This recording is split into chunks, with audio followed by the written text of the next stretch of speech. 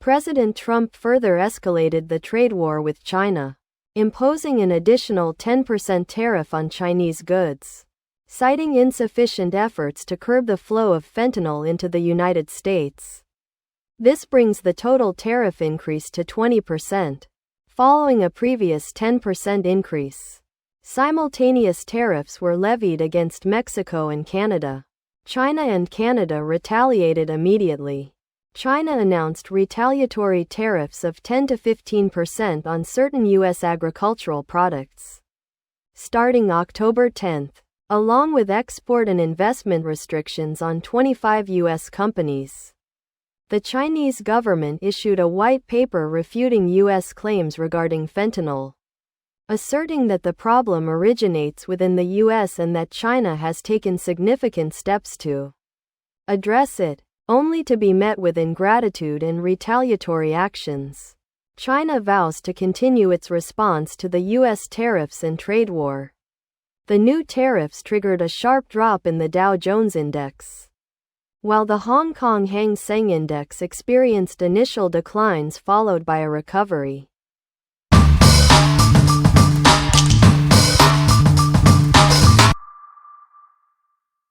CK Hutchison Holdings 0001 announced the sale of its entire 80% stake in Hutchison Ports to a consortium led by BlackRock, Global Infrastructure Partners, GIP, and Terminal Investment Limited, TIL, owned by the Aponte family. The BlackRock TIL consortium, for $14.212 billion United States dollars, 110.854 billion Hong Kong dollars. After repaying shareholder loans, CK Hutchison will receive over 19 billion United States dollars, 148.2 billion Hong Kong dollars. This would be CK Hutchison's largest ever asset sale.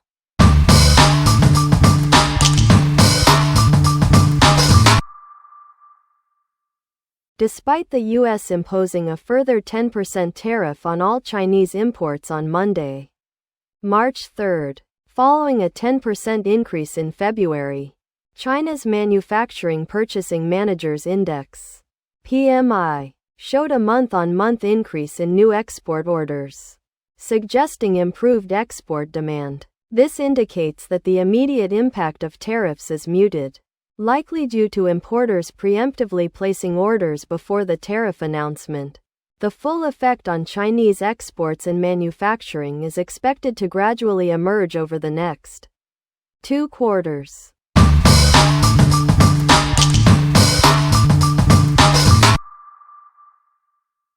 The U.S. imposed an additional 10% tariff on goods from China, effective Tuesday, bringing the total to 20% following a previous announcement. This also includes Hong Kong. According to a U.S. Customs and Border Protection (CBP) Federal Register notice, the Hong Kong government expressed strong opposition and will continue its WTO challenge to protect its interests.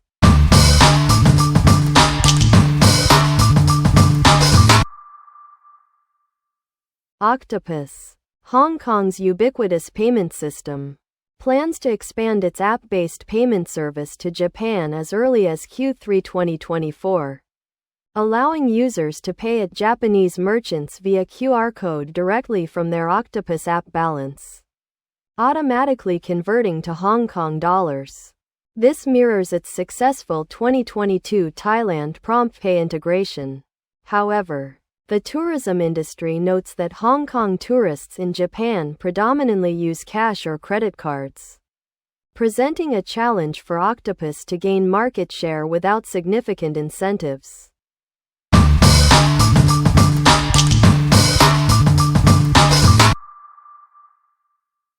Octopus Card will soon offer cross-border payments in Japan, along with several new local and mainland China services. AP2P payment function will launch this year, enabling users to transfer Octopus balances via NFC on their phones or through the app. The Octopus app will also soon introduce a mainland ride-hailing service, allowing users to pay in Hong Kong dollars.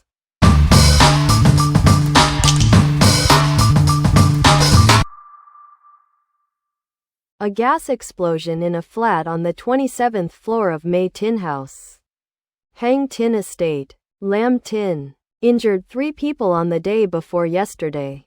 The 52-year-old male homeowner, who suffered burns, remained in critical condition last night.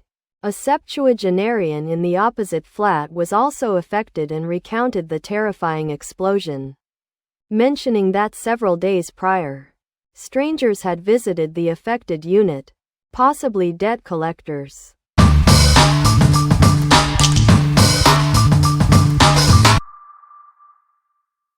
National People's Congress, NPC, convenes in Beijing. Xia Baolong, director of the Hong Kong and Macau Affairs Office, met with Hong Kong NPC deputies, emphasizing Hong Kong's shared responsibility in facing U.S. trade pressures and the need for preparedness.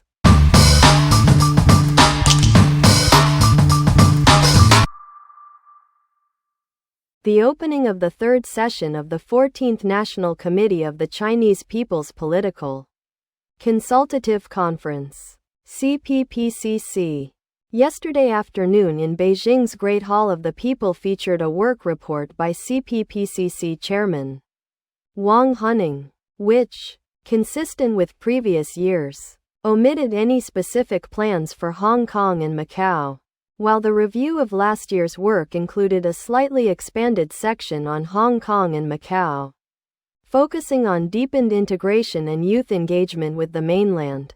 Some CPPCC members noted the limited scope of the report's coverage of the regions. However, the emphasis on youth work highlights its paramount importance to the central government.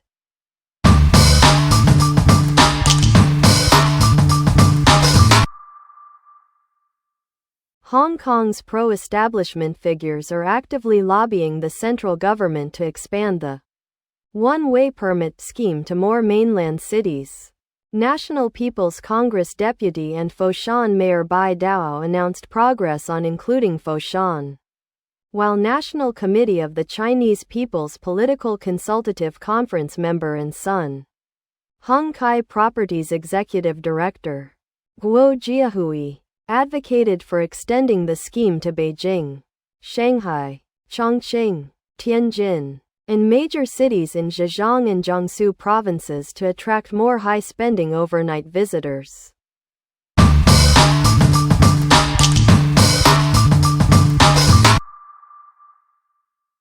This year, numerous proposals from National People's Congress, NPC, deputies and Chinese People's Political Consultative Conference, CPPCC, members focused on bolstering Greater Bay Area development. These included suggestions for regulatory alignment, such as establishing a Greater Bay Area Intellectual Property Assessment Center and enacting data flow legislation, proposed by NPC Deputy Leung Mei Fun, and strengthening cross-border elderly care and related finance, including allowing elderly individuals to use Greater Bay Area properties to apply for reverse mortgages in Hong Kong, proposed by NPC Deputy Junius Ho.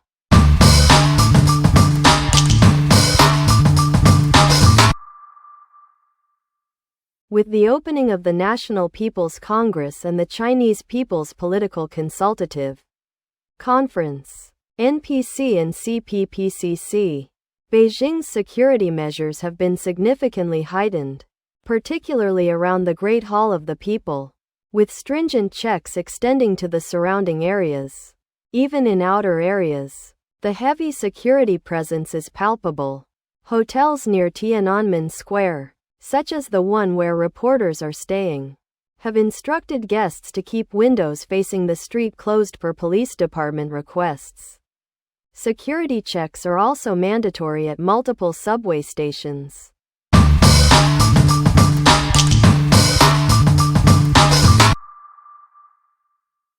A 60-year-old retired man was sentenced to 2 years and 2 months in prison for stabbing a dentist in Wong Tai Sin. The man, who had been treated by the dentist a month prior, claimed ongoing pain prompted the attack. The court however, rejected his claim of provocation, citing the man's prolonged loitering outside the clinic before the assault as evidence of premeditation. The judge found the man guilty of wounding with intent.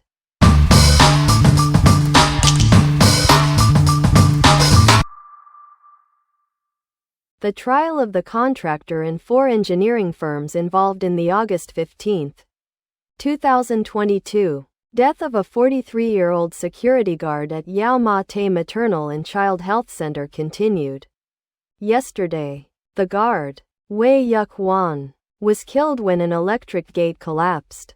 The engineering consultant testified that he was unaware of the collapse risk associated with manually operating the gate before the accident, but stated that manual operation should not have occurred.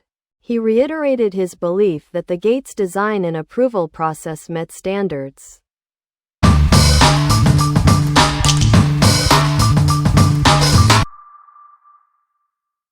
The Urban Renewal Authority proposes building an 11A-side artificial turf football pitch on Cheng Feng Road near the newly opened Kai Tak Sports Park. This is to compensate for the loss of a pitch at Mong Kok's Boundary Street Playground due to the redevelopment of Laundry Street, Flower Market Road, and to complement the Kai Tak Sports Park development.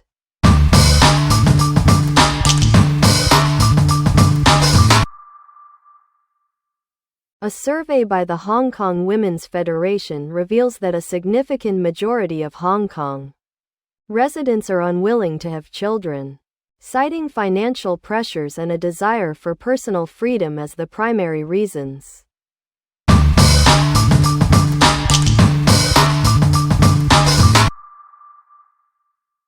Former director of the Kwai Chung Private Disability Care Home, Sunshine Home, Chung Kin Hwa, is facing legal challenges after being accused of sexual assault. A court hearing regarding a bankruptcy petition against him was adjourned to allow for appeals related to a lower court's compensation ruling. Chung claims unfamiliarity with legal proceedings hampered his response.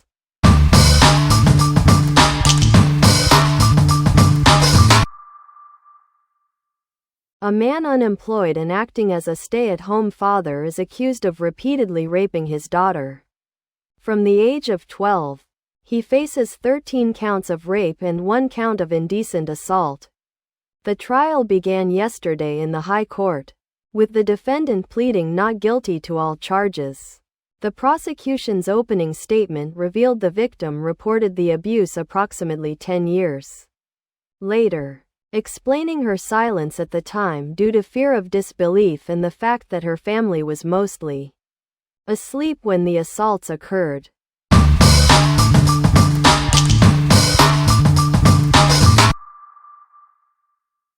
Hong Kong welcomed 45 million visitors last year, and the Hong Kong Tourism Board, HKTB, anticipates a 10% increase to 49 million this year, continuing its promotional efforts, while the 2025-26 budget announced a nearly 20% cut in government funding to the HKTB. CEO Dane Cheng confirmed that reserves will be utilized. He stated that drone and fireworks shows, previously held monthly, will now coincide with festivals and events. Cheng emphasized the HKTB's commitment remains strong, focusing on more targeted initiatives. 6 flagship events, including the New Year's Eve countdown, and promotional activities will continue unaffected, but the HKTB will strive for cost efficiencies and improved internal operations to offset the budget reduction.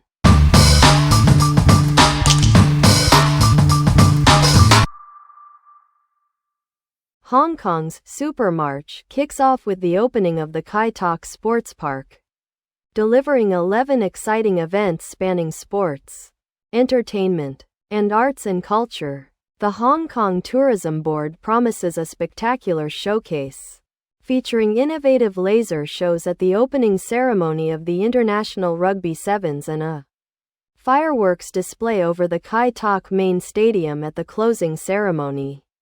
Over 1,500 local businesses are participating, offering over 160 dining, shopping, and entertainment deals to complement the festivities.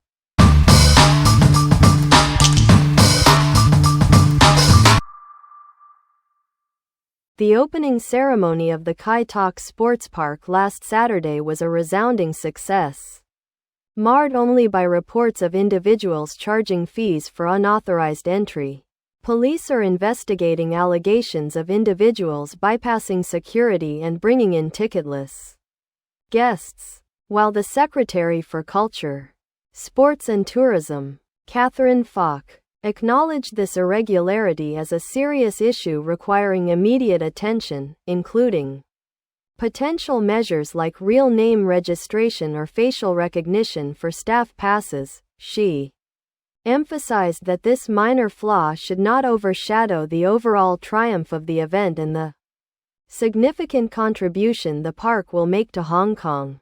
Authorities are committed to addressing the security breach and ensuring future events run smoothly.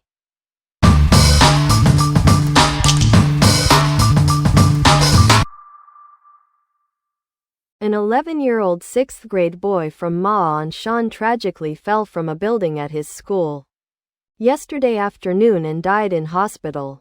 St. James's Ma On Shan Chu Feng Primary School stated that the entire school community is deeply saddened and has activated its crisis management team. The Education Bureau will maintain contact with the school and provide support. The incident is believed to be related to emotional issues.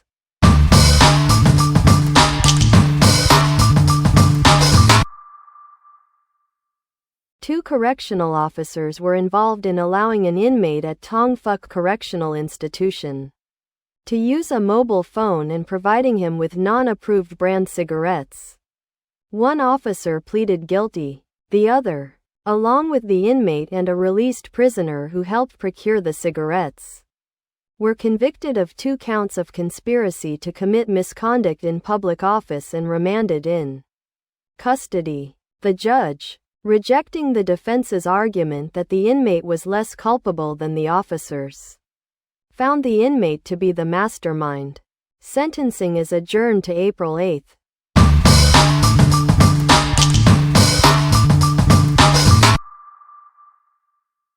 The 2022 policy address announced a pilot, joint building management, scheme by the Home Affairs Department, assisting 3 no buildings.